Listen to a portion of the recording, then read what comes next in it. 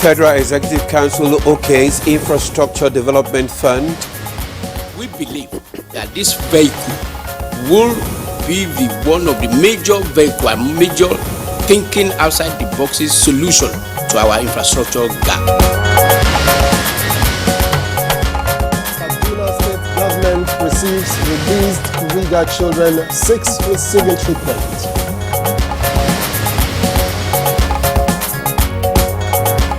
Federal government launches manhunt for Binance chief following escape from custody. And on Good Morning Nigeria today, we shall delve into sanitizing the budgeting process in Nigeria.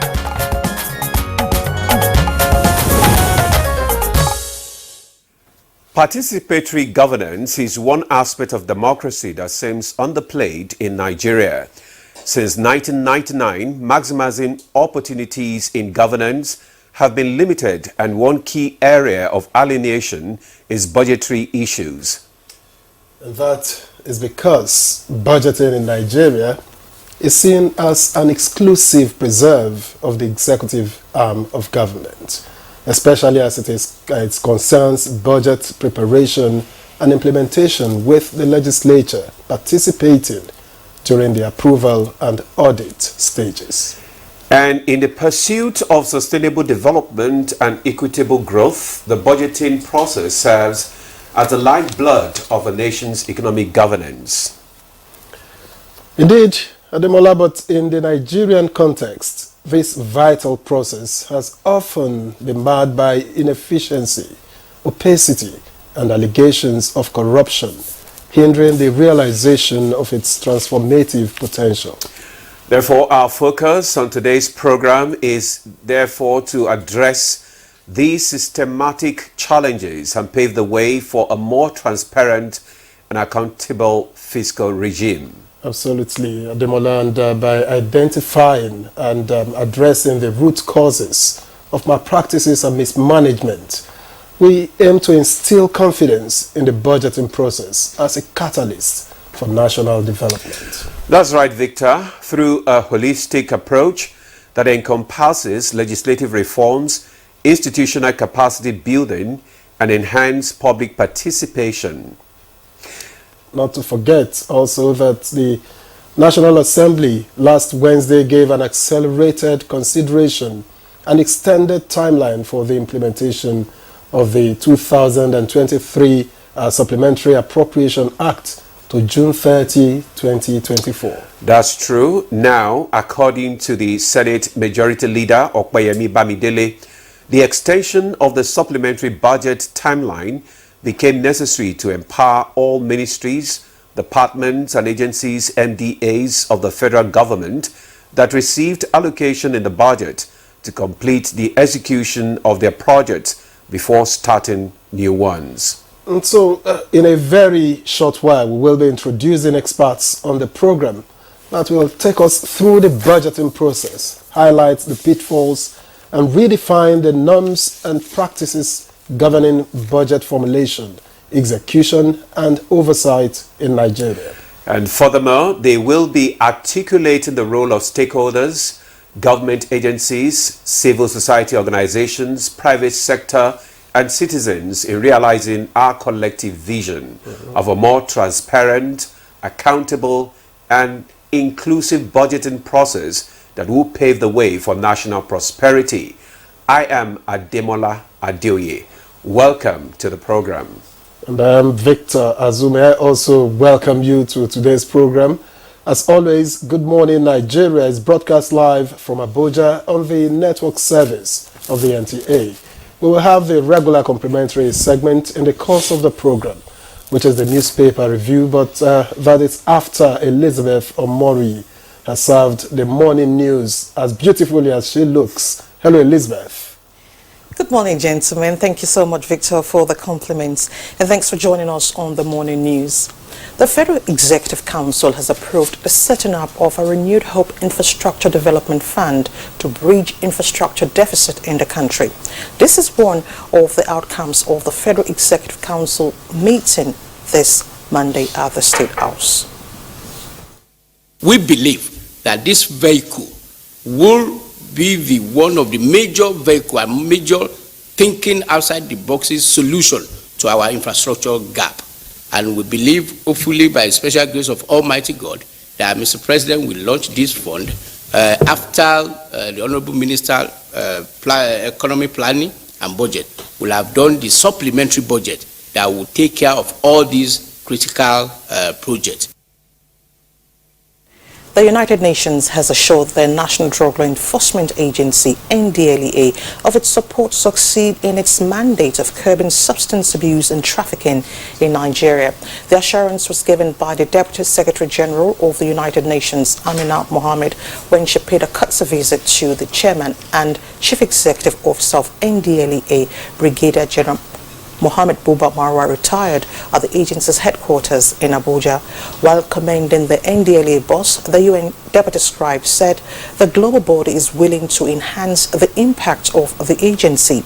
The NDLEA boss noted that the twin problem of substance abuse and illicit drug trafficking remain threats to public health and national security, despite the significant efforts being made by NDLEA in the areas of reduction in drug supply and drug demand in Nigeria. The agency says require support in acquisition of new forensic and mechanical tools in its operations as it remains resolute to sanitize the country from drug abuse and trafficking. Now, to security matters, the released abducted students of Kuriga have been handed over to the Kaduna State government by the military.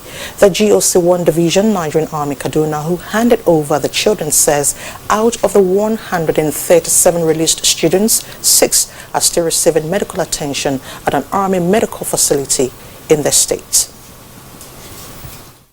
We successfully freed 137 students and pupils who are abducted. When you add the staff member that died, it gives us a total of 138. Today, to the glory of God, all the children abducted are here and safe.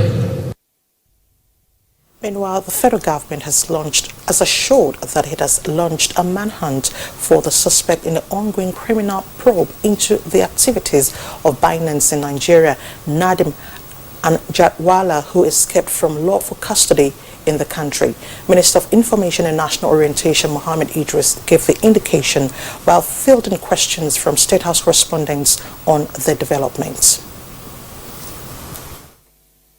There is now a widespread manhunt on him.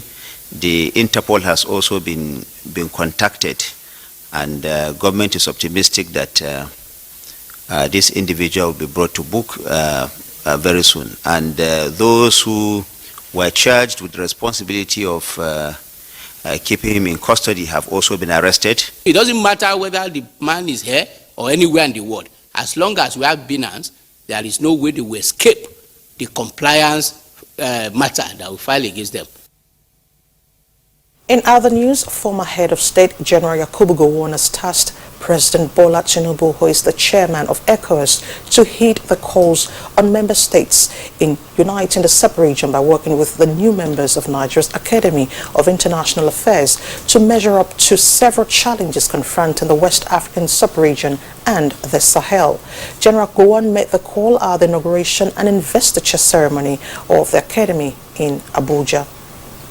This is timely when our President Bola Ahmed Tinubu, is the leader of ECOWAS and quite visibly promoting Nigeria's global image and all efforts to save ECOWAS.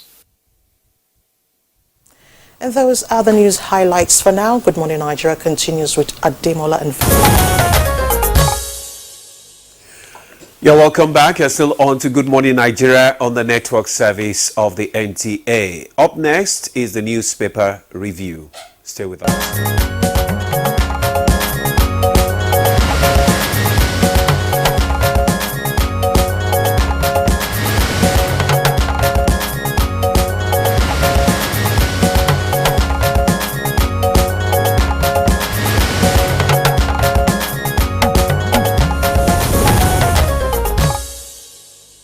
Okay, and our newspaper reviewer, Chukwudi Obaja, is in the studio and set to do what he knows to do best.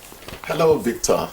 How are you? I'm well, good morning. You're crisp this morning, like something from the mint.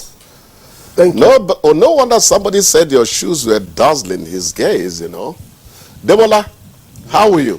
I'm good. Always Doing the great. gentleman. I wish I could be like you 5 minutes of the day at least. Not this hyperactivity. Gentlemen, I'm glad to be here. Jukes the parrot. I think we need to change that. We need to. Just the Okay, parrot Victor. indeed. Let's kickstart. There you go. Well, with the Nigerian pilot here first before me, Edo CJ reviews panel probing deputy governor substitutes 2 members. That story is on page 6 of the Nigerian pilot.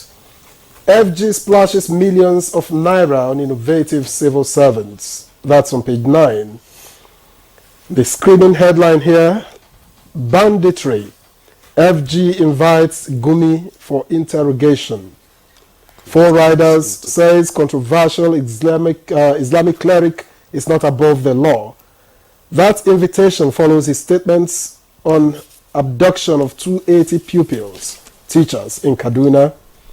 Insists that no ransom was paid for release of abducted Kuriga students. And finally, Gumi had offered to negotiate with terrorists responsible for Kaduna abduction. That major story is on the page 4. And then Zakat distribution claims 7 lives in Bauchi State. That's on page 5. And the last line of at the bottom page of the Nigerian pilot, FG files criminal charges against Binance. That's on page 7. Pre-retirement summit, 500 prospective retirees to benefit from skills. Page 6. NSCDC boss decries acts of vandalism, destruction of public utilities. Page 5. Defection looms as El Rufai, APC, PDP chieftains meet with SDP leaders. That one is on page 10. And CBN adjusts forex sales to BDC operators. That story is on page 4. And finally, Federal Executive Council okays 1.267 trillion naira for 28 roads, bridges. If you want more on that story, you find it on page 7. And next is the Daily Trust, which leads with the headline, 6.8 million naira Hajj fare, intending pilgrims demand refund. With 2 riders, stakeholders seek government's intervention. Don't take loan to top up, ex-NACON commissioner. That's on page 4. And then the picture story just below this story, that story talks about Governor Basani of Kaduna State with the rescued Kuriga students at the government house in Kaduna on Monday. 44-year-old opposition candidate wins Senegal presidential election. That's on page 10 and below the masthead. War on Gaza, U.S. turns back on Israel at UN Security Council. And then Binance executive fled Nigeria with smuggled passports. That's according to the NSA, page 19. Then 6 of 137 rescued Kaduna students hospitalized. Teacher dies. And then with the riders, government yet to reunite freed children with families. FG denies ransom payment and no food for us in the bush. That's according to the students, page 6. Debola? Okay, I have the Punch newspapers with me, and above the nameplate, federal government deduct 415 billion naira state allocations for debt servicing. The story can be found on page 21. CBN directs BDCs to sell dollar at 1,269 naira. The story, the details can be found on page 23. The federal government threatens Gumi with arrest, condemns reckless statement. More you can find the story on page 20. And Ondo Speaker, 15 lawmakers endorse Ayedatiwa's governorship ambition. The story can be found on page 8. And the major headlines: the Binance chief, federal government contacts Interpol, soldiers held over detainees escape. Fleeing crypto guru holds British Kenyan nationalities, escaped via Middle East airliner, NSA offers. Escape shocks security agencies, detained soldiers risk disciplinary action, Binance support probe. The story can be found on page 2. We have Kaduna host, freed pupils, 28 kidnapped in fresh attack. The details can be gotten on page 20. And the below we have Abuja farmers orders lost 12 billion naira to ginger disease, federal government. The story is on page 21. Niger man held for alleged killing of brother over property. The details on page 5. Nigerians may spend over 725 billion on 2024 Hajj. That story can be found on page 9. Chooks, it's over to you. Yeah, Demola, I'm just going through to see news that affects the people. Abuja farmers, others lost 12 billion naira to ginger disease. That's coming from the federal government. Yeah. That is not good news for farmers. That's why, I mean, ginger has been so expensive in the market. That's the quantity that I used to buy for 500, I went to the market the other time and they were telling me, look, this thing is now 2,000 naira. It's even difficult. It's so scarce. Yes. You can even get it. I hear in Mudu it's about 4,000 naira. That is because the amount getting into the markets has been highly reduced by this, the disease. The disease that rules of some demand and supply. The farmers. Yes. These things will happen in agriculture from time to time.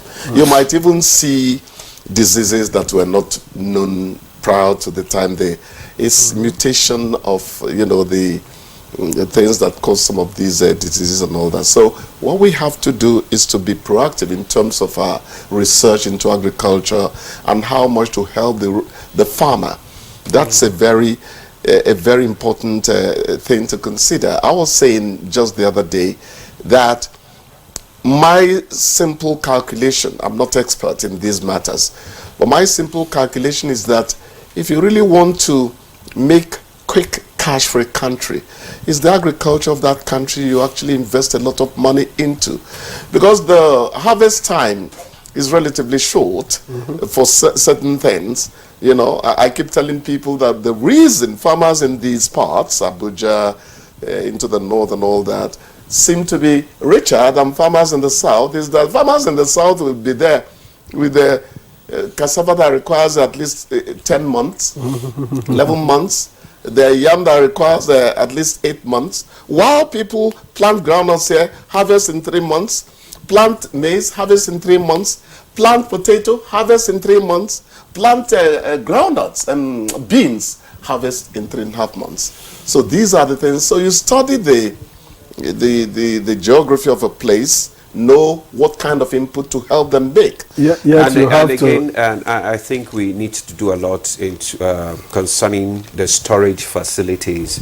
When we have the storage facilities in place, when we have issues like this, the one that has stored will just bring them out to augment the. How do we say? That is the challenge that we have in this country is storage. I know one YAP government in primary 4.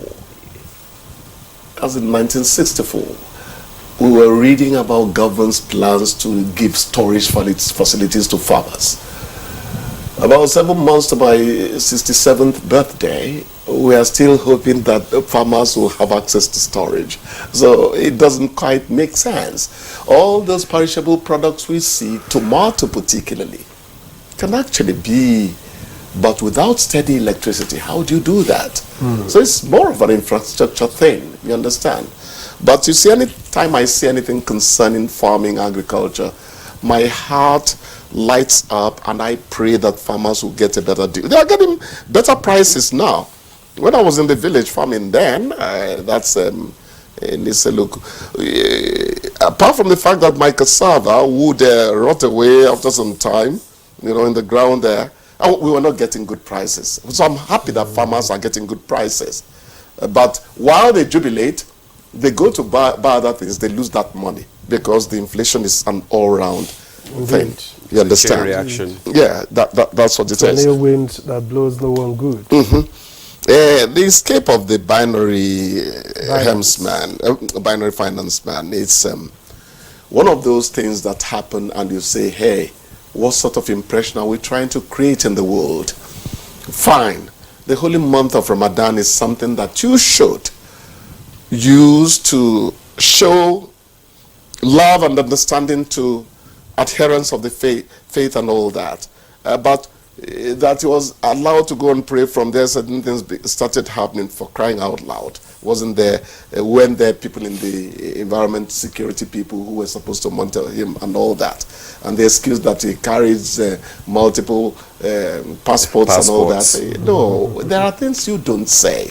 Do you just allow him to just go alone to pray? That is the point we're making. Don't we have security? He could pray where he was, yes, where he was being held. They will just go with him. They all pray pray where he together. was being And they held. just usher him back into And the we are prison. so eloquent about his escaping on a Middle East airliner, escape shock security agencies, for crying out loud. You are supposed to be preemptive, not reactive. Why should it shock you? We were talking about the mind of Mr. J.G. Reader the other time. One slim book I read way back in time.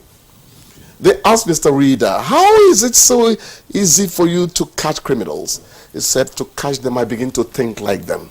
To catch a thief, you begin to think like a thief. So our security people should not feed us stories that don't make sense. Did he escape same day should be more as proactive, yes. Did he leave the country same day as he escaped? Because if he did, you couldn't have. That means the flight was prearranged. That's it. So this it's not very difficult to So you begin connect to the think dots. complicity somewhere and all that. Let's not go speculating over these things. Let them try to up their game, as we would always say here. Very important. See, the CBN has directed the BDCs to sell dollar at 1,200. I think this. Well, yes, but that begins to go against the flotation of the flotation which the federal government did, because it would seem that some regulation is coming in again. But government knows best. You put a policy on the ground. You see the implementation of it. Regulation. Because if you leave it only to the market forces, see what happened. That's when it was left to just market forces. That's exactly what I was saying. It went straight down to 2,000. Exactly. That was ridiculous. That's exactly what I was saying. You put policy on the ground. You monitor the implementation. Where you need to tinker with a few things, be flexible. If you want to enjoy your life, be flexible. I talked about the happy medium the other time. Don't be extremist. Neither should you be lukewarm over certain things, So it's a good thing if that's what the experts think it is. When it comes to finance, Chukwudi shuts his mouth so that Demola does not say the parrot is treading unknown territory. And then the 44-year-old opposition candidate who wins the Senegal presidential election. Good news for Africa. First of all, that man is in opposition. That's it. So, when people say that incumbency is a big factor, well, it is, particularly in Africa. It is. But for us to have a situation where a 44-year-old person scales through all the hurdles, incumbents would, because the president definitely had his, it is good news for Africa. Democracy has to be given a chance. I don't like it when a man imposes himself on me. I don't like it. And it's not because I'm a journalist. It's just that free choice. When people starve you, you'll feel bad. When people hurt you physically, you'll feel bad. But when people take your right away, you feel awful. So we like the fact that people have been allowed to exercise their franchise, and it has produced their chosen candidate. Let Africa learn from this. Just like we had in 2014, right? Yeah. There the opposition won. Oh, sure. Yeah. In this country as well. We had such. And, you know, people were saying, I remember, you know, that transition from the Goodluck Jonathan administration to the Buhari administration. Actually, the Americans had to step out at a point because they said they were beginning to feel that the incumbents wanted to do something about and they came out there, the foreign ministers came out and said Nigeria should not do what we think they are planning over. And we want to salute the broad-mindedness of the president then over the handover. All right. Africa has to keep learning from such. We'll leave it at that. Yes. All right. Thank you so much for coming. Thank you, gentlemen. For the newspaper review this morning. We'll take a break now. Good Morning Nigeria continues.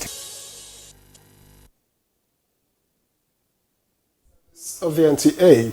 Now, our conversation this morning borders on sanitizing the budgeting process in Nigeria.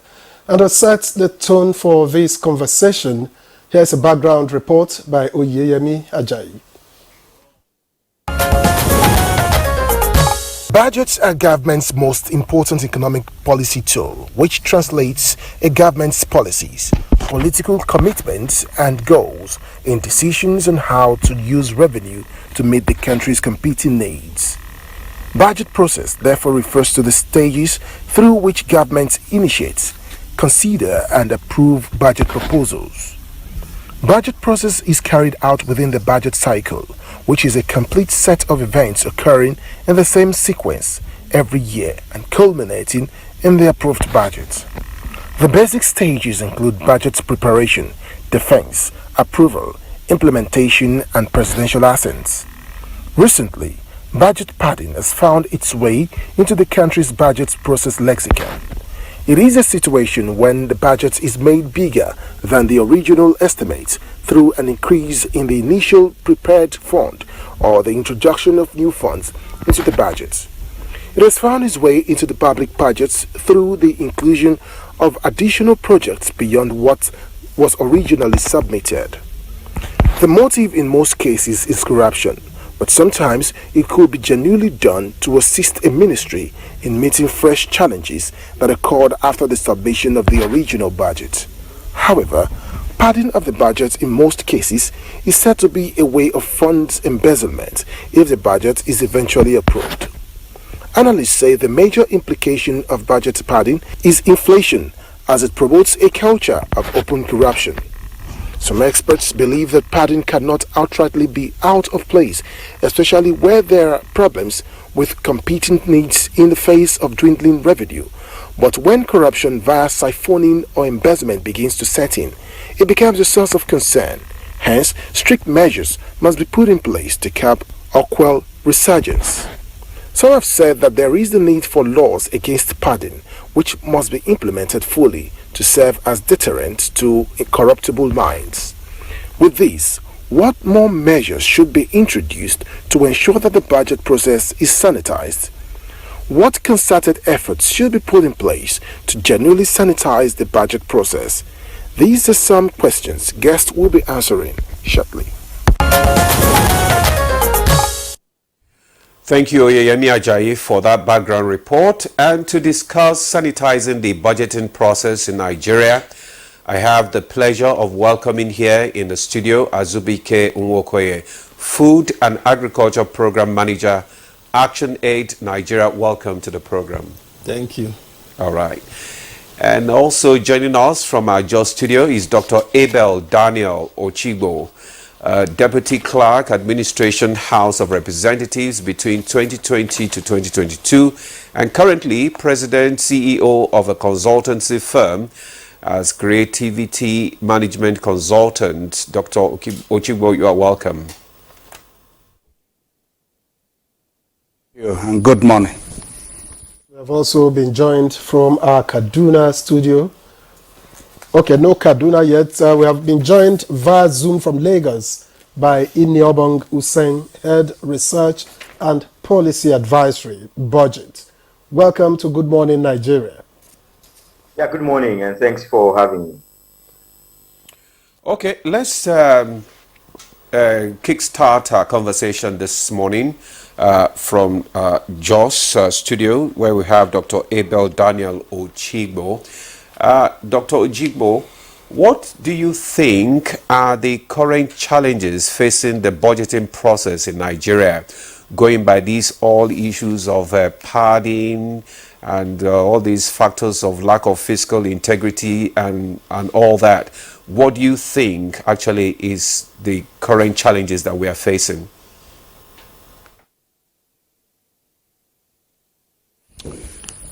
Thank you very much.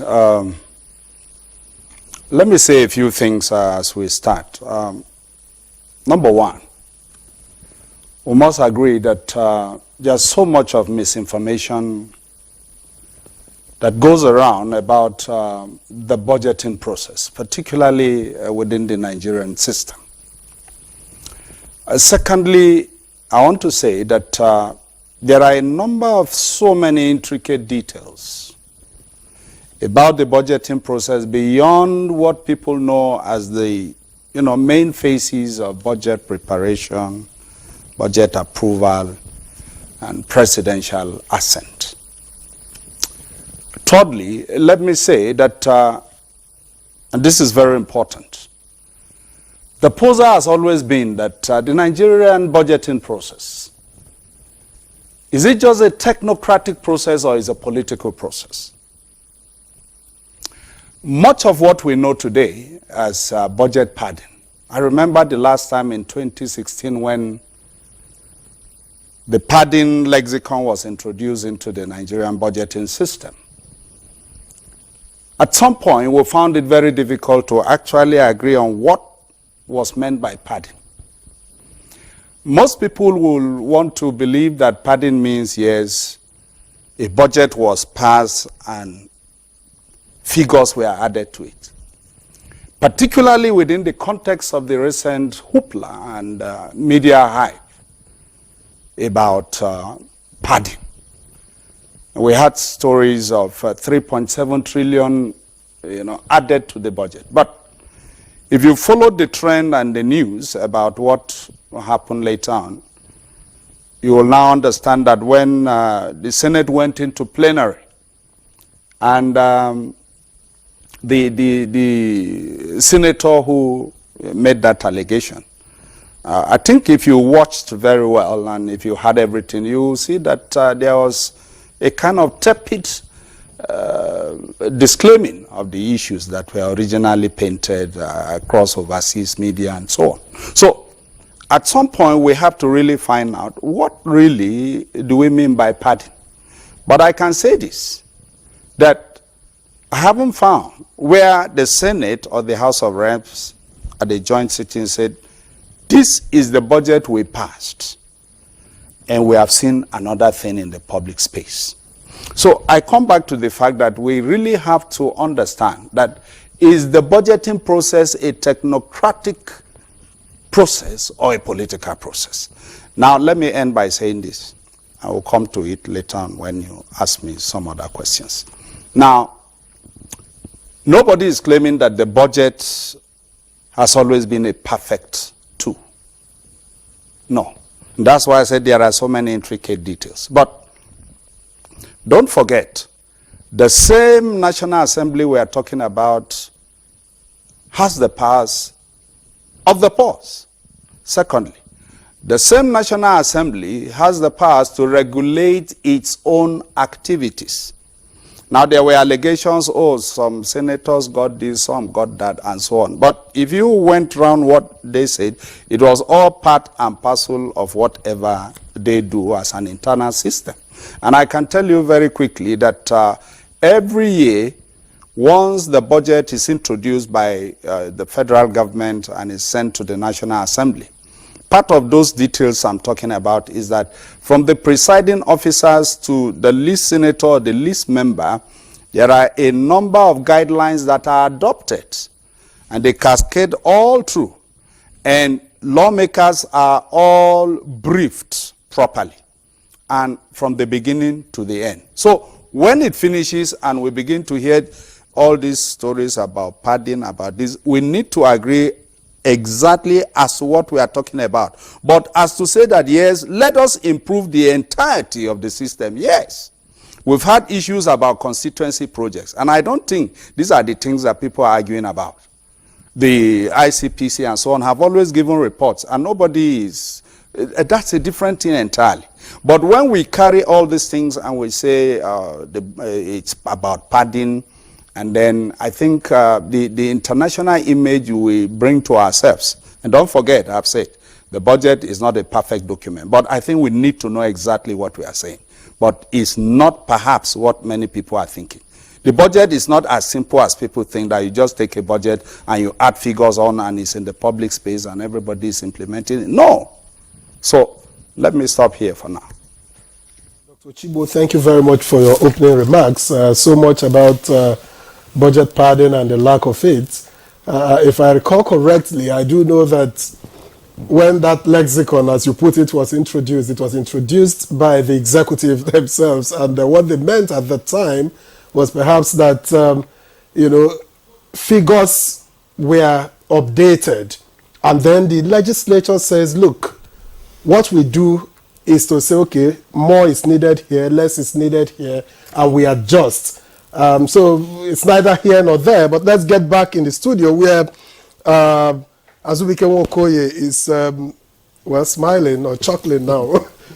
What do you make of Nigeria's budgeting process? Okay. It's perfection or lack of it? Okay, so Nigerian budgeting process is riddled with a lot of problems. A lot of problems in terms of the fact that our budgetary process is not participatory, it is not citizens focused, and it has a lot of problems in the sense that proper needs assessment are not done, and also because we have weak institutions, then legislators can even put things that are called, their constituency projects into even agencies that doesn't have even the mandate or the capacity to oversee the implementation. So if you take countries where their budgeting processes are more participatory and more result-oriented, like Rwanda and so on, you find out that the budgeting process starts from the local level to the subnational and to the national. So everything is fed into the system.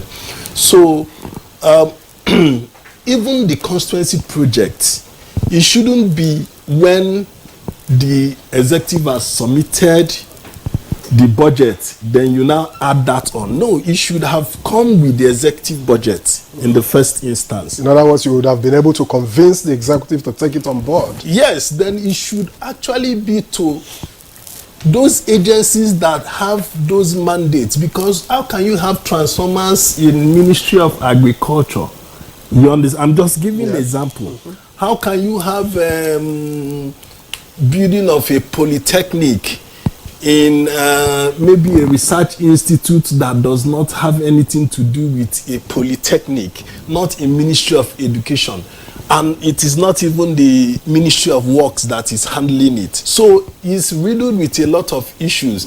And also, when you talk about the constituency projects, it should be equal amount for everybody, because this is looking like, if it is not, because I wouldn't say I'm reading the minds of people or the our legislators, it can also be a way of staying in power in perpetuity. Because if you're having 1 billion and I am having 100 million or 5 million, your impact will be felt more in your constituency than me.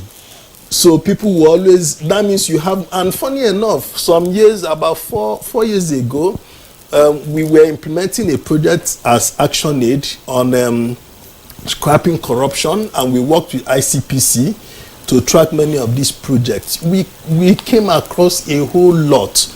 Monies were recovered, over 200 billion, and you find motorcycles that were parked, that were not giving out, machineries, including ambulance. You understand? And what also happens is this, because it is riddled with a lot of secrecy, we don't know where to track from, we don't have information. Then at times, it is looking like some senators and House of Rep people also keep these things. So towards the elections, they rebrand and use as their own. So a lot of things are happening.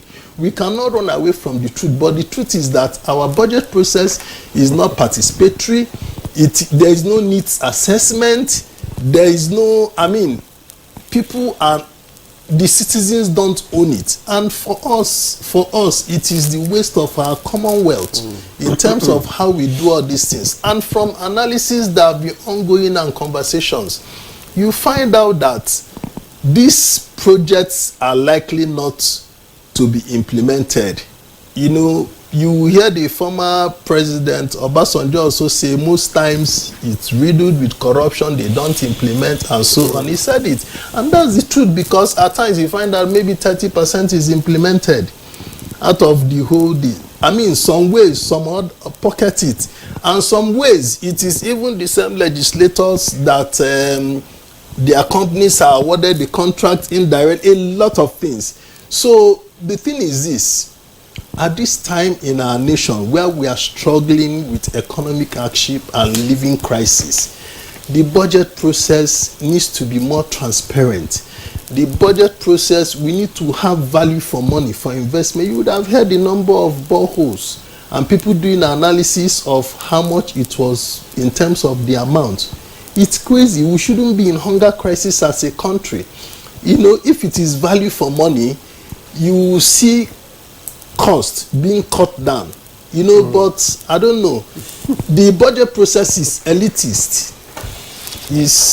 Nigerian state has been captured by the elites. So the concerns of citizens, you see the palliative sharing, how people are losing their lives, how things are done shabbily and so on, including the elite capture even in the system and so on. So a lot of work needs to be done. Thank you. Even though the legislators will argue that needs assessment is why they say, okay, they juggle, you know, pick from here and put here and introduce the things because they know what the constituents need.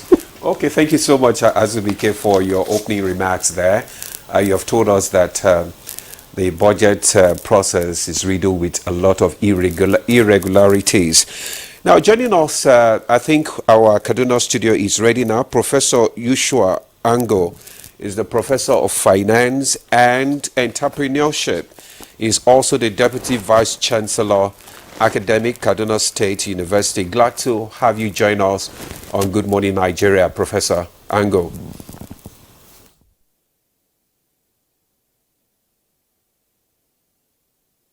It's my pleasure. Good morning, Nigerians.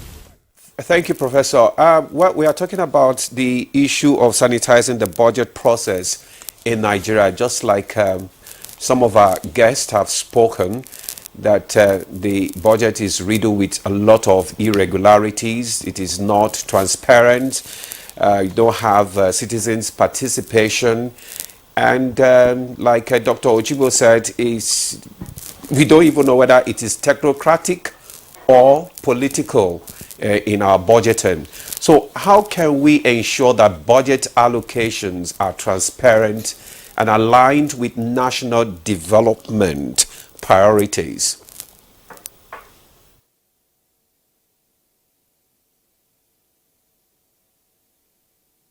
This is where the problem is. You know, I believe our budget is both technocratic and political at the same time. Just like we used to say we have a mixed economy.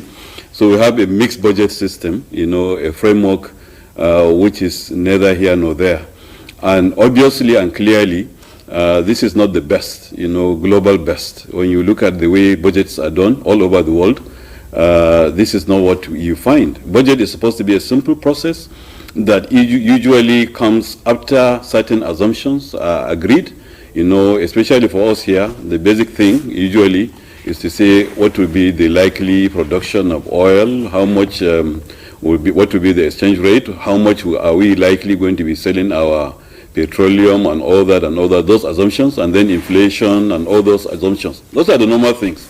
But I believe, we are in a state of siege. We are actually, as nationals of this country, actually in a state of siege. Have been sieged by these technocrats and as well as the politicians somewhat.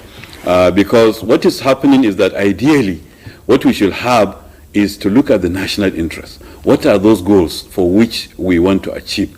We have been saying many of them, quite a number of them. Self-sufficiency, for example, in food production, local production of manufactured products. Is that what we are actually tailoring our budgets towards? No. So, like has been said, the lexicon came into being, from 2016, of budget padding. And I actually tried to look at literature all over the world. There is nowhere else where anything called budget padding exists. In fact, in many countries, the same processes of budgeting is normally on paper what we do, but they don't give it that much attention because, the technocrats are actually the ones doing the budget. And when they are doing the budget, they take into cognizance all the needs and then the overall objectives of the nation. But here is a different case altogether. I had the first speaker when he said that we should distinguish between constituency projects and budget padding. I will not want to do that because to me it's one and the same, and in fact is one that led to the other. Now I've also followed the various discussions and the controversies that have happened, and I've even listened to the statement by presidency that arithmetically, as far as they are concerned, they know what they took to the National Assembly, and arithmetically also what they received. We have discussed this. I was part of the discussion after the budget was assented, in fact the day the budget was assented to, and we saw the difference. The difference was not up to 3 trillion.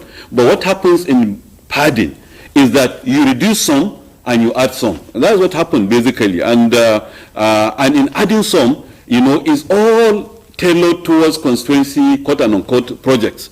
And many of these projects are learned all over the country, like the second speaker said, all over the country, some of them unfinished, some of them finished. You don't know whom to hand over to. You go and build shops, for example, in your local government. Who are you handing over those shops to?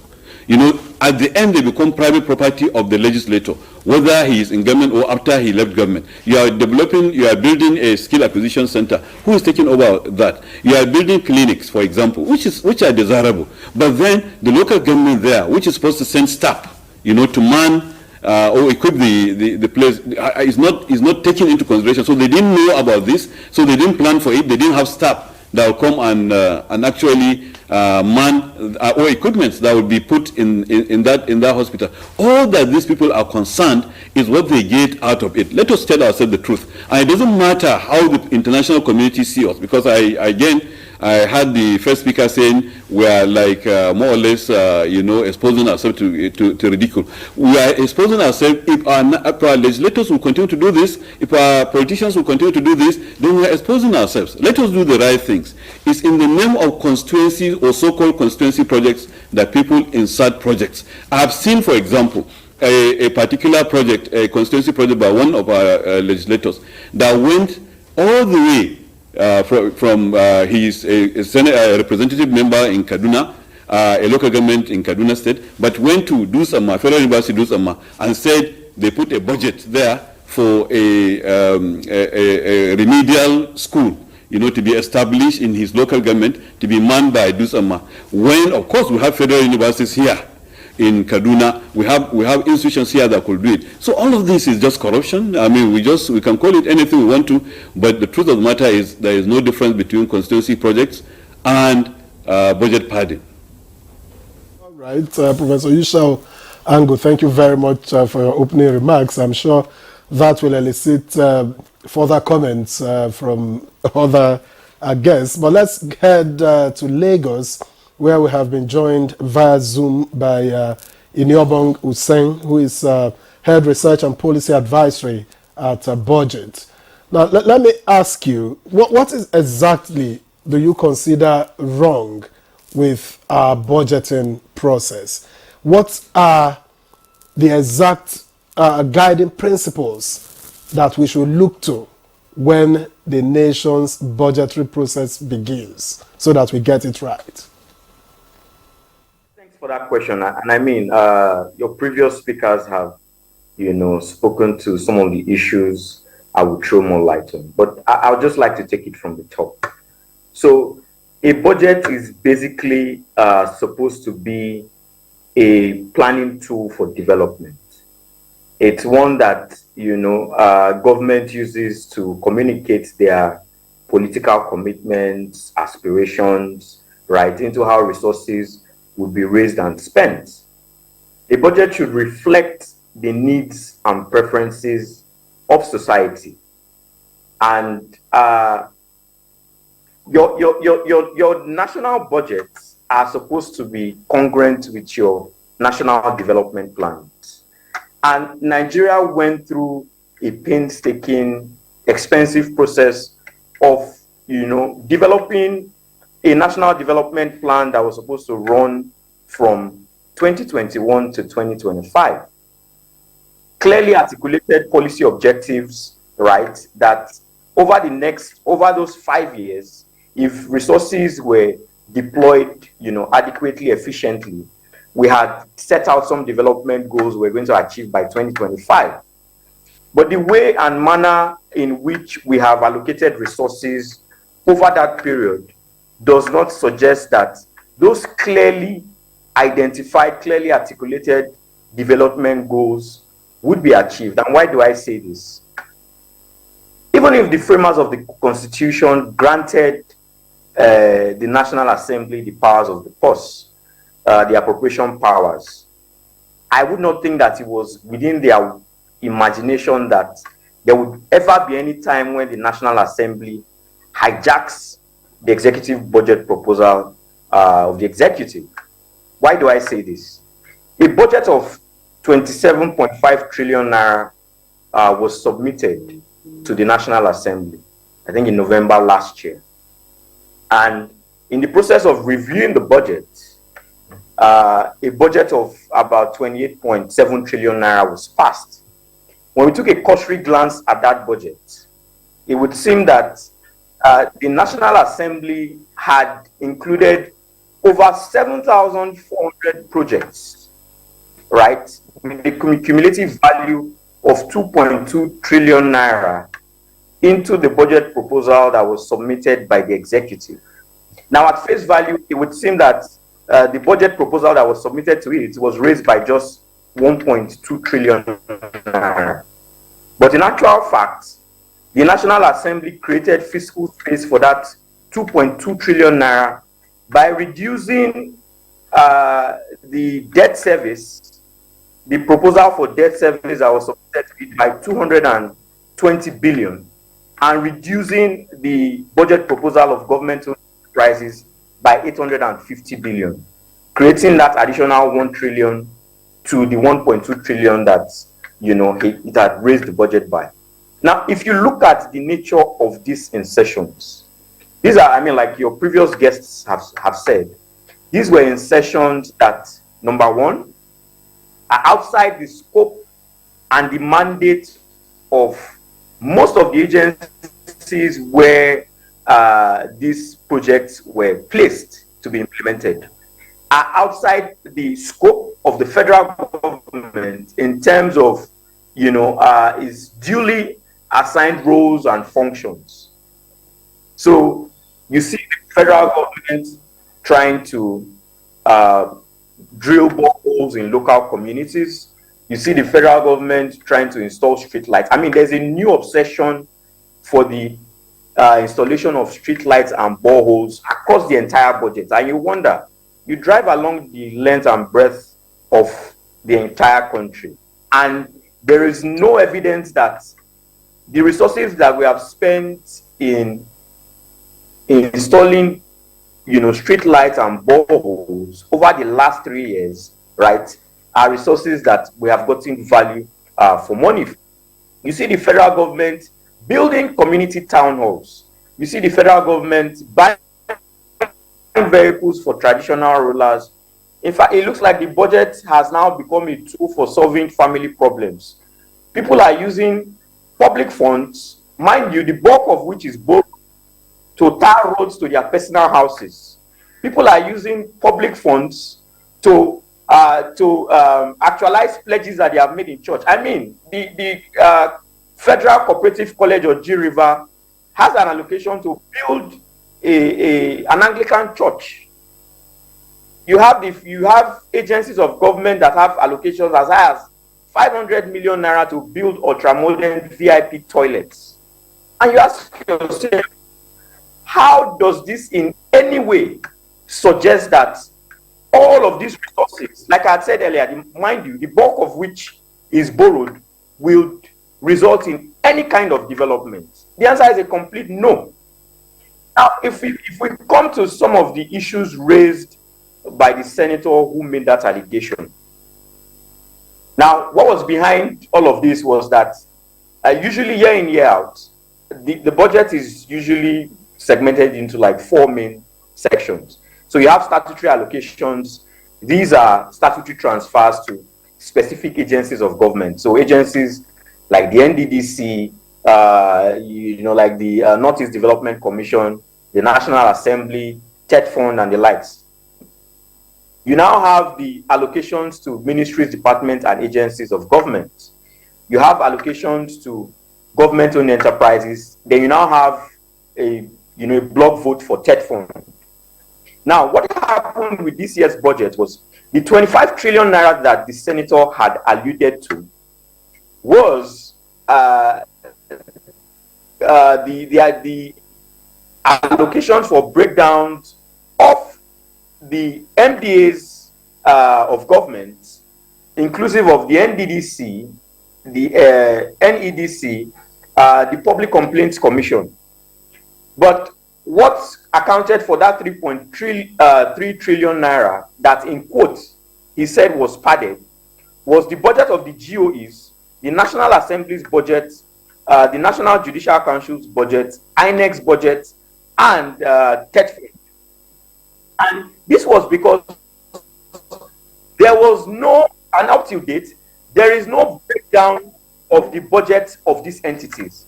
And one of the core principles of budgeting is that the budget must be comprehensive, and the breakdowns, details of every item that would be appropriated be listed in the budget. How do you approve a 700 billion naira envelope for TED Fund without seeing the breakdown?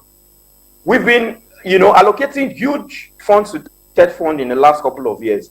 Never have we seen the breakdown of the TED Fund when the president is presenting the budget before the National Assembly. Ditto the National Judicial Council. So how do you know that resources have been, effectively allocated or efficiently allocated to attain some of your clearly constructed, policy objectives or development goals? The answer is complete. It's a complete no. Thank you, Enyobong, for your contribution there. It's so obvious that all the speakers have agreed that there is need for us to sanitize the budget. Let's go back to our Jos studio where we have Dr.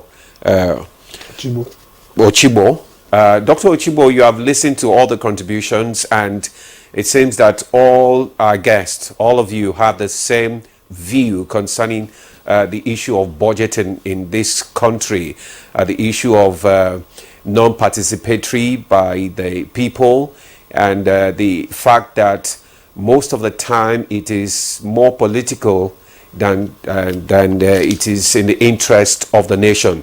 So how do we begin to sanitize the budgeting process in this country?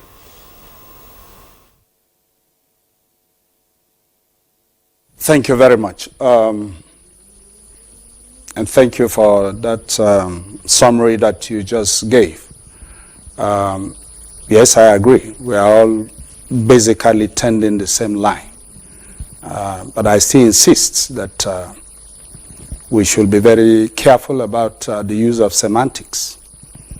If someone comes to tell you that 3.7 trillion is added to a budget, and the impression Nigerians have today is that There's 3.7 trillion that some people want to steal. And that's just the point I'm making, that we should be very careful about what we are talking about. So to that extent, we're talking about the entirety, like I said, of the budgeting process. And I said that, yes, the budget is not a perfect document. Comments have been made, it's not participatory and all that, and I agree.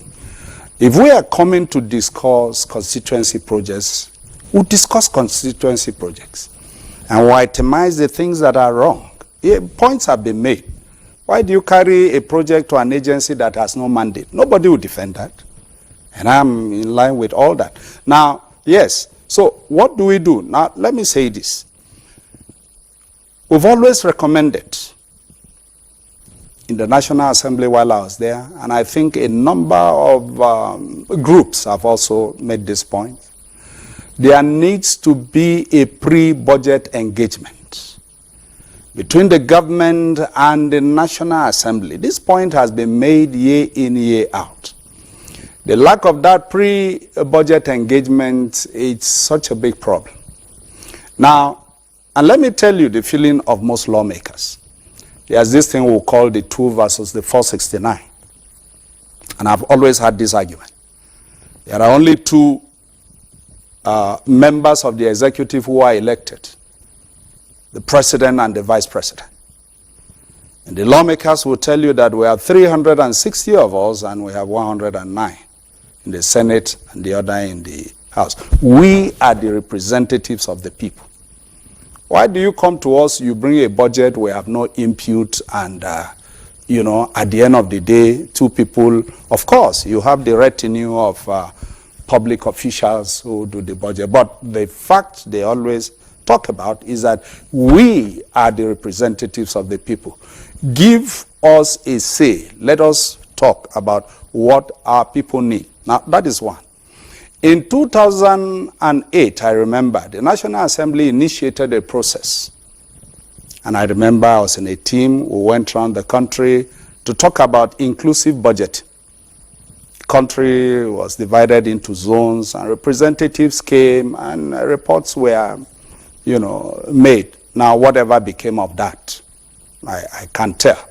So there has always been this readiness, let us improve the budgeting process. And presiding officer after presiding officer in the National Assembly, I've always had them talking about budget reforms.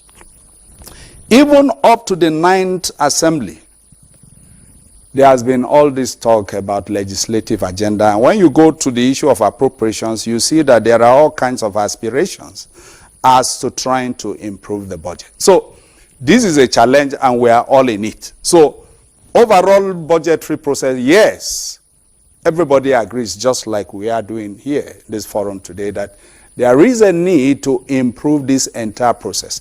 So one of the things I've said is that let us look into this issue of pre-budget engagement. Government and the lawmakers, look, these are the things that are wrong over time, just like we are talking here. Now, what do you want to do? How do we do this? And let us reach a common ground. These things are not right. Nigerians are not happy over this. We need to change the tide. And then members will tell you, yes, let us have a way that legitimately and properly projects that are defensible can get into the budget. Now, I think that is just one very serious way that can be done. And quickly, I can also tell you that I've had this issue of budget law for a long time. The issue comes somehow, it doesn't go. Maybe this is time to start looking at that. And then this issue of constituency projects, we can overhaul and re-engineer the entire process. Because it's not defensible. Yes, you go to an agency, you don't have this mandate. What is this doing here? And then let me also say this, that part of the engineering of this process is the fact that we need to give enough time to the working of this budget. I know for many years we stayed on this issue, budget will be approved in May, and it was a big problem. Later, I think in the last 2 or so years now, we've been able to achieve that threshold that The budget is approved in December so that you can start implementation as from January. But if you look carefully, you know that there is still pressure somewhere.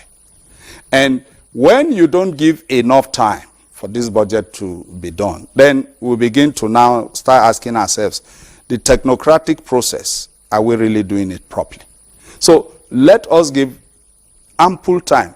I remember that in 2015, when the government of Muhammadu Buhari came, if you remember, the first budget they brought, now where there were issues, duplicated projects to the extent that, if you remember, a presidential aide went to try to withdraw that budget from the Senate, and it caused all kinds of, hyperventilation issues in the media space. So these are some of the issues that we must start gravitating towards, because we all agree that we must make the budget a final document and in line with international best practices.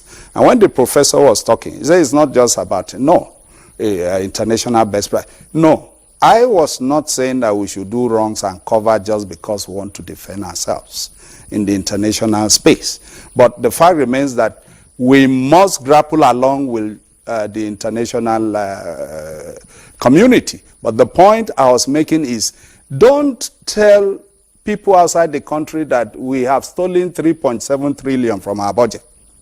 Because the issue is very clear. In 2016, when we said there was budget, how did it end up? Now we have said this one. You were given space. What happened? So let nobody go with the impression that, someone was defending legislative malfeasance when it comes to budget issues. No. The point we are making is that we must sanitize the entirety of the budget process, but understanding that there's a lot of misinterpretation, misinformation, misjudgment, and all that. And except we get that very clear, we may not go far. Thank you. Thank you again for your contribution. Let me get back here in the studio to talk to Azubike Nwokoye. Now, someone once told me that, budgeting is supposed to be, this is the executive. The president is elected, and he says, I want to go to point A and point B. This is how I want to go there. You help me get there. And then it is altered at the National Assembly, because according to the last speaker, they say, look, we are elected 109 and 360. Where exactly is the law in all of this? What is correct? What should be done? Should the budget be tinkered with at all, whether you add or subtract, whether you swap or replace and all of that? What does the law say? What should it be? Okay, so the National Assembly, they have the constitutional rights. But why you're hearing the uproar and all these conversations is if those budget lines were added and they were reasonable and objective, and they won't be prone to corruption, you won't hear all this. Everywhere will be calm, people will be praising the National Assembly and so on. So the thing is this, because of the challenges of our budget process, riddled with a lot of corruption, misappropriation, waste of our commonwealth, that's why you're hearing the uproar. So, one, for us to get it right and for our democracy to work, because the truth is that it is through our budget process that our democracy can actually work. It is through the budget process that citizens can benefit from the dividends of democracy. And to tell you the fact, it doesn't look as if our electoral system will get us that for now. Honestly, in terms of dividends of democracy. But through the budget, we can do that. And this calls for all stakeholders, citizens that are not even concerned, to start asking these questions. Because the process is leading to more of tokenism. We are losing value for money. Our monies are lost. People are pocketing enough. The system is so cumbersome. So, if the things were done right, You know, everybody will praise the National Assembly. Of course, the National Assembly are the representatives of the people. You understand? They speak for the people. They speak for their constituency. We agree on that. But what is the process of generating those information? And like I said initially, it should be an equal amount. Because when it was introduced during Obasanjo said, let it go. You know, but I think it was around 100 billion then. Now it has skyrocketed to different, and you can have over 7,000 projects, you know, and also in many agencies that don't have that mandate. So our budget process needs to be looked at, you know, in terms of, we need to be reasonable in terms of making sure that things are designed based on the needs of the people. There are places that people don't need, they need something else in their community to keep surviving, and you give them street light. Yes, street light is good, but even the amount we've spent on street lights, you can go to some places, you see the street light, they are not functional. You know, what is the process? Why will you be building town hall? You're building town hall for them to have, when they are hungry, they will be having meetings in the town hall. Yeah, perhaps meeting to determine how the food will come. They will dialogue. So the thing is this: we need to prioritize. You know, and like one of us said, the National Development Plan. Because if you actually look at different policies from different ministries, departments, and agencies, the policy on health, what is being done? Are the budget lines aligned to achieving those targets that were set? No, most times. You know, agriculture, the policy, the National Agriculture, Technology, and Innovation Policy, are those budget lines aligned to achieve the targets? You know, so, and what happens also is that this process of insertion can also distort. It can distort if done wrongly. It can correct if done rightly. So it's for the right thing to be done. And, you know, unfortunately, there is a lot of borrowing. Our debt servicing is increasing. So, and if we are borrowing and the money is stolen or spent wastefully, then it doesn't make sense. What are we, in fact, as a country, what is our vision? The Human Development report from UNDP just came out. And countries like South Africa, Libya, that has been having a lot of crisis, war, is ahead of Nigeria on Human Development Index. You know, and they are saying it will take a lot of time for us. So if we don't even take drastic measures, we will be having a lot of challenges. You know, it's just like the way banditry is increasing. If things were done rightly, if spendings were done in the right places, and the challenge is not that we don't have quick wins. The quick wins are clear. And even if you're going to do boreholes, for instance, where are you siting the boreholes? Did you consult the people? Are you doing solar-powered boreholes that when you do it, the people can use it for both livelihood and for agriculture throughout the year? You know, even solar-powered boreholes can even reduce farmer-headers clashes because they can grow further if they have water throughout the year. But you need to, the investments need to be, articulated, targeted.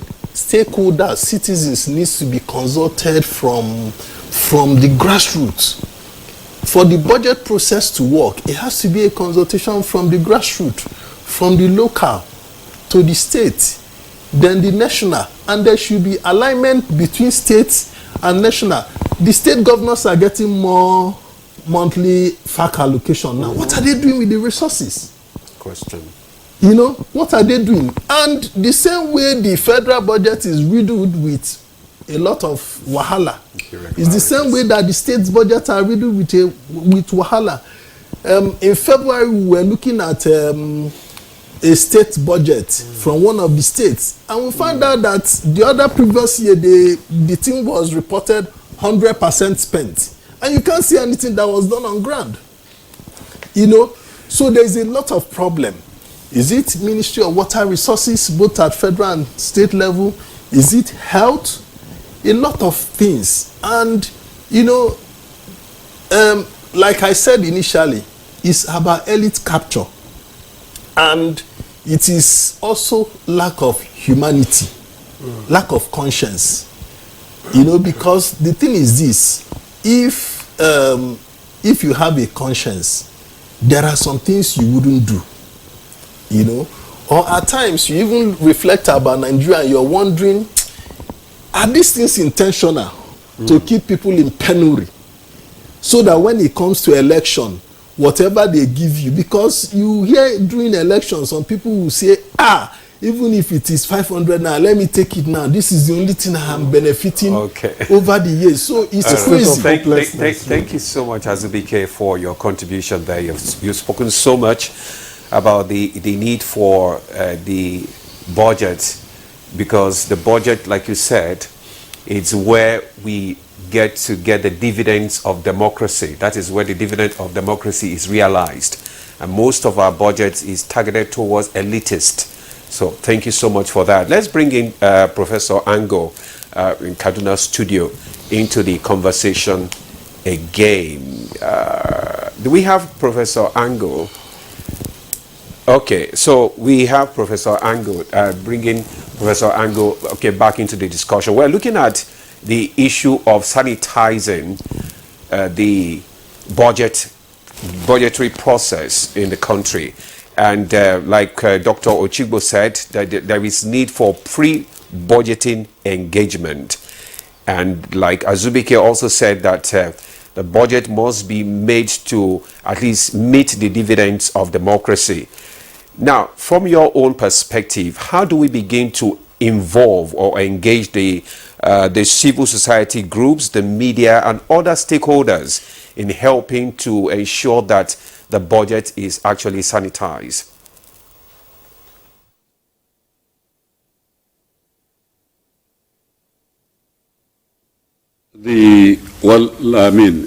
Normally, as we know, this budget cycle is annual. And so I believe if we create the culture, you know, starting from immediately after a budget is passed, to start working on the next budget, we can now get the involvement of all the parties concerned to these processes. I think the first thing we need to do is to agree as to what are the national priorities. What should the federal government do? You know, look at it, for example, if you are asked what are the challenges in Nigeria, every Nigerian probably will mention the same issues, which is number one, which is number two, which is number three. And if there are even variances, it will not be much. For example, we know security is an issue. We know hunger or food security is an issue. We know infrastructure is an issue. So if we agree that these are the major issues in the country, and we have national policies on this, then even if it is now, like the previous speaker said, if we are going to do some things across the country and ensure that there is equity, and in ensuring every location is taken care of, we can say, for example, okay, fine, security issues. What do we do? Let's face it. What do we do to ensure security? Somebody mentioned, for example, the fact that you can even use boreholes to solve some of this security. I mean, that is true. For example, if you go to the average Fulani settlement, all they do when they are moving around with their cows is to try and locate where they can get water. And in the process, of course, they go into farms belonging to farmers, and then clashes start, and then all sorts of problems start.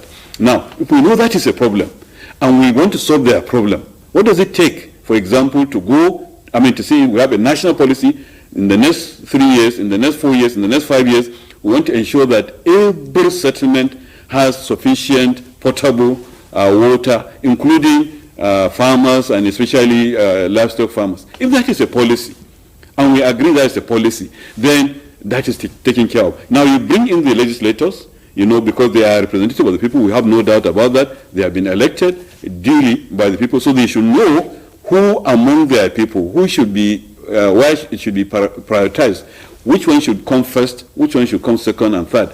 Involve them, involve every other person, involve the community leaders, the traditional rulers, the communities, in those places, and say, okay, in the next how many years, we want to do this in the form of water distribution, we want to do this in the form of health, we want to do this in terms of infrastructure. So go and think of how best, or where you want this to be located. They can participate in that, no problem. Advise government, the executive as to this is where the problem is, then you face it. So, but we have been spending money year in, year out, every time, and the problems are there. We are just scratching the surface. We have not solved any problem. We have not solved infrastructure. We have not solved electricity. We have not solved poverty. We have not solved health. We have not solved education. We have not solved anything. And in my opinion, it's not even 3.7 trillion that is lost, or at least as the previous speaker again said, from Jos, that we shouldn't give the impression as if some people have taken 3.7. We are not saying that. Nobody is saying that people have stolen 3.7 trillion. But what is being stolen is even much more than that. It's covered. It's covered all under the budget. Me, in my opinion, I believe up to 1/3 of this budget is stolen, one way or another, either by the technocrats, by whoever, especially by the technocrats, not even the politicians. So we need to get our national priorities right. When we agree these are our priorities, it's not street light that is our priority. Our major problem is poverty, is hunger, is insecurity, is infrastructure. Let's face it. Let's tailor our investments in terms of our budget spending in those sectors. And then, of course, carry the legislators and every other stakeholder involved, get them involved so that they decide which should come first, which should come second, which should come third. But the era or the process whereby we go in and do all sorts of projects that become white elephant projects that are not helping anybody, that are actually a waste, and all that matters to those people is that at least the budget, the amount has been spent, their own portion has come to them. That is the reality. So if we want to get it right, get our national priorities right, agree what the state should do, what the local government should do, what the federal government should do. This is unknown anyway, they are known, but agree them holistically. Instead of so-called national conference to discuss political issues, let us have a national conference to discuss our economy, to discuss our infrastructure needs, to discuss our security needs. And then when we agree as to the real problem, agree how we will apportion it and ensure that everybody is taken care of and bring everybody's input, especially the elected representative of the people. Let them be part of it, but then let them not just go and insert a project that they don't have the technical competence. They cannot estimate. They just put a figure, in the budget. Put 1 billion here, put 300 million here, put 500 million here. You don't have the capacity, to estimate, to actually do a bill of quantities on this, but you have put the money aside. Maybe it will be enough. Maybe it's more than enough. Maybe it will not be sufficient this year. So you have started the project, you cannot finish it. Maybe the project has been done, it cannot be utilized, or at least you don't have the means to hire the staff that will manage that structure that you put. All of these are what we are talking about. Thank you. Very much. I guess we'll go on a break now so that when we return, we look deeper.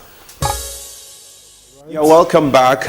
We are still on to Good Morning Nigeria, and our discussion is still on sanitizing the budgeting process. Let's come back to the studio where we still have Azubike, because you'll be leaving shortly.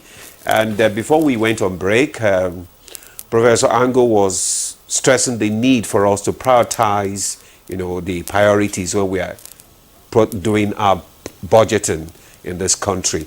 What's your last take? Okay, so it's prioritization because we need to get it right. Few days ago, the Small-Scale Women Farmers Organization in Nigeria had a press conference because as Action Aid, we had done a rapid survey with them in terms of looking at the economic hardship, even how it's affecting smallholder women farmers. And it is clear that even the removal of the fuel subsidy made them not to be able to afford fuel for their dry season farming.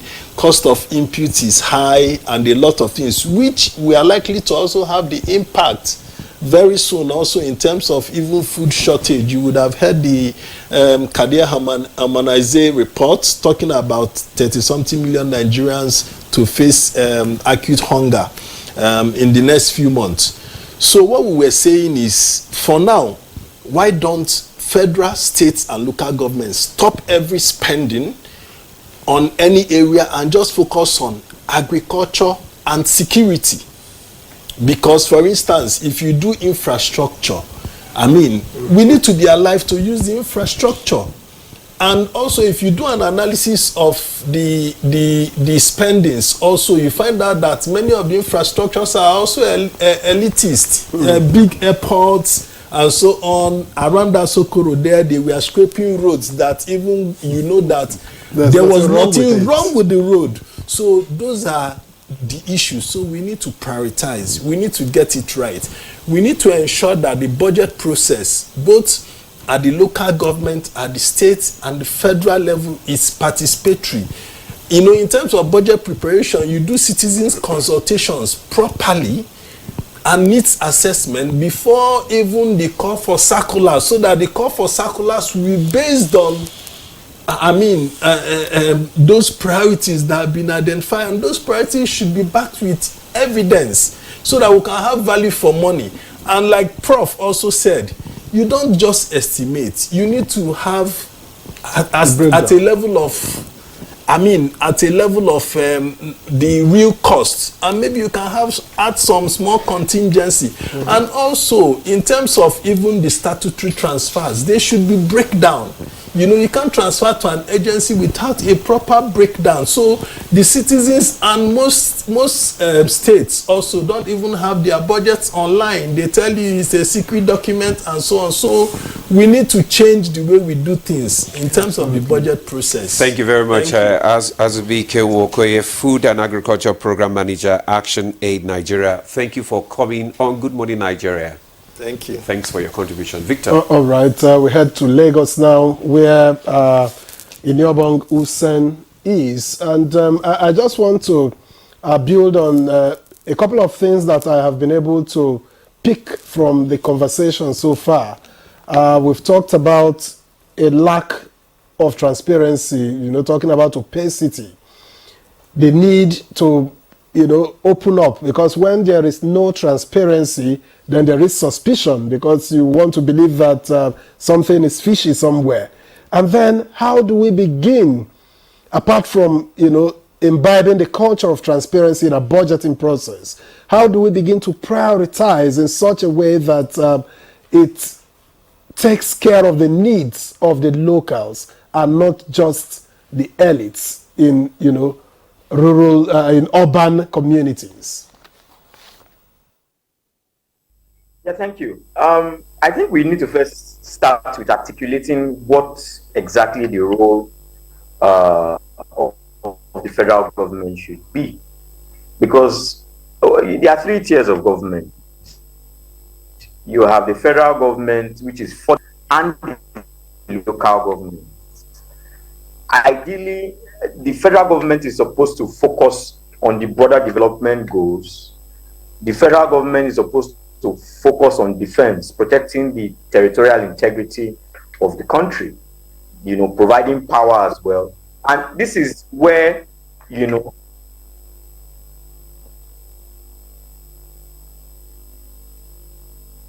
I think we're beginning to have some issues with Inyobong's Zoom there in Lagos. Perhaps we'll now go to Jos to talk to Dr. Ochibo. And I think I would like to pose the same questions to you, particularly with regards to transparency. Now, you were in the House of Representatives as deputy clerk, so you know the ins and outs, you know the process well enough. How do we promote transparency in the budgeting process between the executive and the legislature?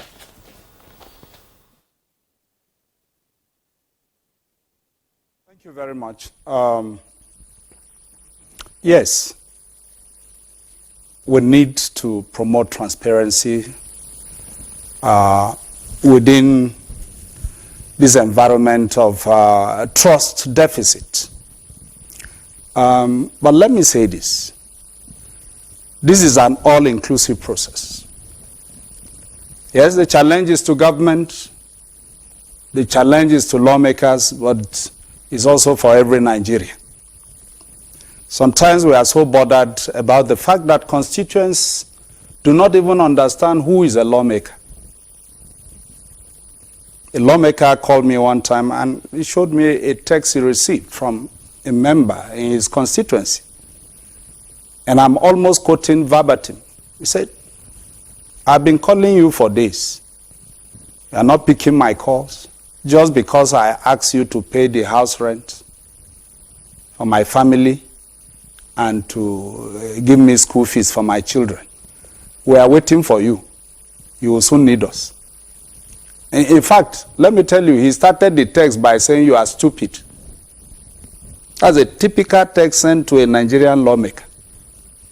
Now, these are the same people. So what you find is that we put a lot of pressure on our lawmakers. A lot and a lot of pressure.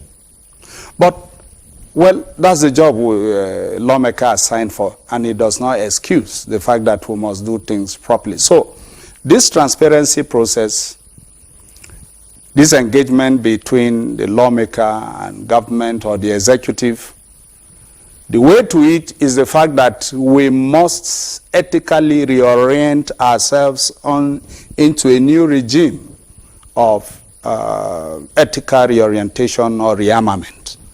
We just must accept within ourselves that we need to do things right. And I think that is the challenge. Like I said earlier on, presiding officer after presiding officer, they've mounted, they've touted on this issue of we must get our budgeting process right. But then it's not just an issue of rhetorics now. We must just go beyond mere lip service to talk about the actual implementation and realization of what we are saying. And I can tell you two quick things. Yes, when I say it's an all-inclusive process, we've worked with some of the CSOs. I remember we had a chairman in the Appropriations Committee.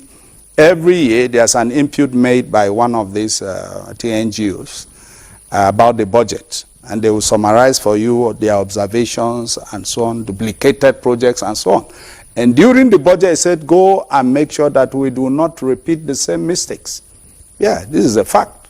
So that is a party, that is a group is involved. The lawmaker is involved. Government is involved. So everyone needs to come on board so that we can realize this fact that we are going to have a new regime of doing it right. And let me just mention very quickly, I think the year 2017 or so, in 2017, the National Assembly introduced a national budget hearing. And I think it was always advertised, in all media. And all sectors and sections of the society will come to the National Assembly and make inputs into the budget for that particular year. I think that should still be going on. Now, these are all parts and parcels of the fact that we need to come together, reduce this trust deficit, get the budgeting right, do proper budgeting, remove the ills and the vices that have been associated with our budgets for some time. And I think this will be a contributory procedure towards improving what we have on ground. Thank you. Chibo, I understand that our Zoom is back with Eniobong Usen in Lagos. So let me give you some time, even though we are running out of time now, to round off your thoughts on transparency in our budgeting process. Yeah, thank you. So I'll just try to run through it quickly. So first and foremost, for all of those summary allocations,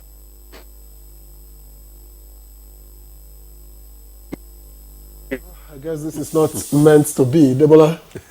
Of the budget of the National Judicial Council. Hello? Okay, so we need to see the breakdowns of the budgets of the National Judicial Council, the breakdown of the budget of INEC, the breakdown of the budget of the government-owned enterprises, the breakdown of TED fund. Now, coming to the process proper, there needs to be a judicial pronouncement on the scope of the powers of appropriation, right? Are you even allowed to entirely rewrite the budget? What is the scope? Are you allowed just to increase or decrease the limit on each line item? Are you allowed to include new line items? Then, thirdly, there needs to be a political solution as well. So even if we know you are from a constituency, and like your previous speaker had said, there are demands from those constituencies. But now with regards to capital projects, right, are you going to nominate XYZ amount of projects? Should it be 5% or 10% tops of our capital budget, so that there's evidence that you were sent to Abuja to, to represent your people, and you brought back the dividends of democracy, and you don't go beyond that cap. It's regime in place. We live in a country, now where people feel and know that they can do things and get away with it.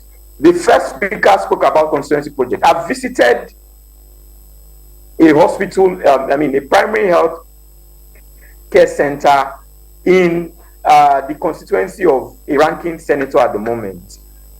He had, put as part of his constituency projects the supply of incubators with generators to that hospital, right? But those equipment with the generators were found by the ICPC in the building of one of his associates about 2 years after those projects were supposed to have been delivered. Now, when the ICPC, came in and they asked the senator to return those items to the hospital, the items were returned to the hospital, but had to stay in the hospital for 6 months extra, because it was said on the bill of lading, there was what was budgeted for was the delivery of the items, not the installation. So you see the kind of distortions that can happen when you have a tier of government getting involved with projects that ideally should maybe be, the duty of either the state government or the local government. The federal government acquires assets, in local communities. Those assets, who now takes ownership of those assets? Who maintains those assets? If you build a rural road in a community, who takes ownership of maintaining that road? These are issues that, need to be addressed. Then if you come to auditing, we have a very weak audit regime where audit reports are released 3-4 years after a fiscal year. How do you make timely interventions in areas where, the resources of the states, have been placed, where there's state capture, where things have gone wrong? People who have moved on with their lives are where these findings are, are brought up. So we need to strengthen the office of the Auditor General of the Federation, grant it operational and financial autonomy to ensure that a lot of these huge resources, mind you, that are to a large extent borrowed, are judiciously utilized and accounted for. Thank you very much, Eniobong Hussein, for your contribution there. And that is how far we can take from you from this conversation today. Thank you so much, Eniobong. Now we go to our Kaduna studio where Professor Ango is standing by. Professor, let's just get your parting shot on this conversation. We've talked about a lot of issues. A lot of issues have been raised, like priorities and putting the people's interests first and sanitizing the budgeting process and all that. What do you think the mechanism, accountability mechanism process that you think that the government should put in place?